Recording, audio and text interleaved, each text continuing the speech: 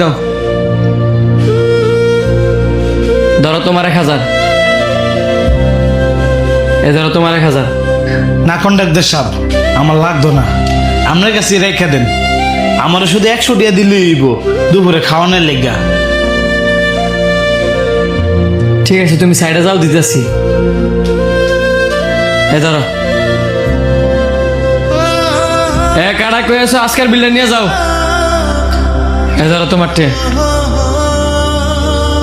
এ ধরো তোমার টে, 100 টাকা ফেরত দাও। না কন্ট্রাক্টর সাহেব, পুরোটা আপনার কাছে রেখে দেন। আমার ওই 100 টাকা দিলেই হইব দুপুরে খাইবার লেগা।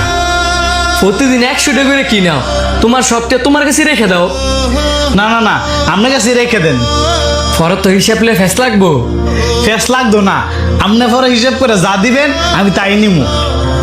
আজকে আমার কাছে বাংশি নেই, 500 টাকা নাও আর 400 টাকা ফেরত দাও। ধরো শাওন, এদিকে আছে। জি কন্ট্রাক্টর সাহেব বলেন। আচ্ছা সানি ফোলার আছে, হ্যাঁ বিষয় কি তুমি কিছু জানো? কোন বিষয় একটু বুঝাই বলেন, জানতাম। এই যে হ্যাঁ প্রতিদিন আমার কাছ থেকে 100 টাকা করে নেয় আর বাকিটা আমার কাছে জমা রাখে, এই কাজটা কি কারণে করে তুমি জানো? না তো, এই বিষয়ে আমি কিছু জানি না। কারণ এ প্রতিদিন কাজ হইয়া খালি কাজই করে, কারো লোক কোনো বিষয়ে কথা কয় না।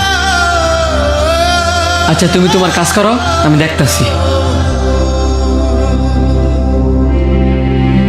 অন্তর, কাজটা ফেলায় নিচে নেমে আসে। জি কন্ট্রাক্টর সাহেব বলেন। আমাদের সাইডে যে সানি নামের ফোলাটা কাজ করে, হ্যাঁ যে প্রতিদিন আমার থেকে 100 টাকা নেয় আর বাকি টাকা আমার কাছে জমা রাখে, এই কাজটা ক্যারে করে তুমি জানো? না তো, হ্যাঁ তো কাজ ছাড়া আমাদের সাথে বেশি কথা কয় না। তোমরা জানো না কি? যাও, এ ধরো, এ ধরো।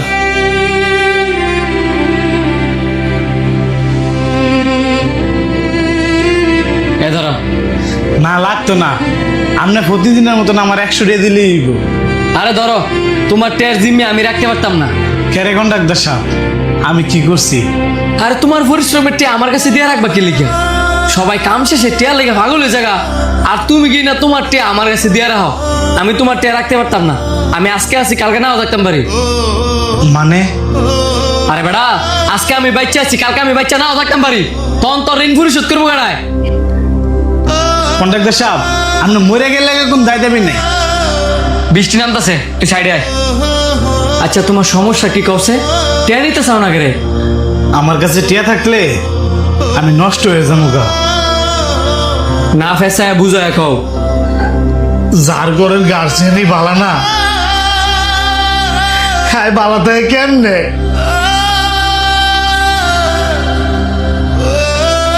আমি শুরুতে দেখতে দেখতে বড় হয়েছি। আমার বাবার নেশা খায়,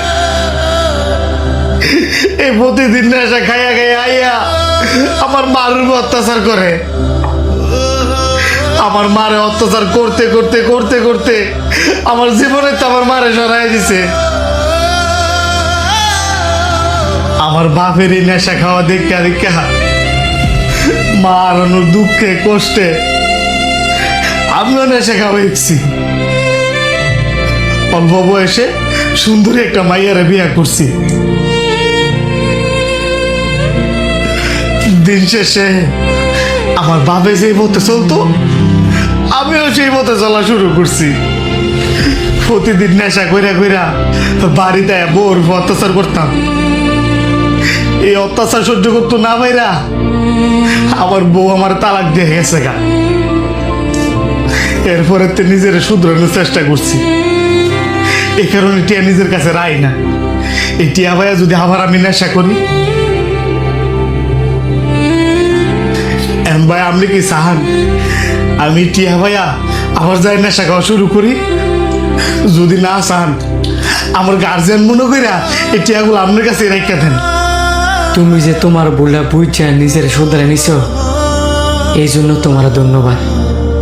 নয়তো এই যুগে নেশা করে আবার নিজের শুধরায় নাকি? ঠিক আছে, তোমার টিয়াগুলো আমার কাছে জমা রাখলাম। তোমার যখন যা লাগে তখন তুমি আমাকে চাইনি। যাও, আরেকটা কথা শোনো,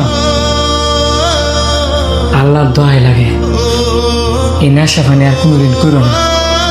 এই নেশায় তোমার জীবনটা একবার ধ্বংস করে দিব, সমাজ থেকে তোমার আলাদা করে দিব, তোমার ফ্যামিলি থেকে তোমার আলাদা করে দিব, তোমার দেহের থেকে তোমার রুহুটারে আলাদা করে দিব। যদি পারো এখন থেকে টিয়া দিয়ে ভালো কিছু খাইবা, যাতে তোমার দেহের জন্য উপকার হয়। যাও।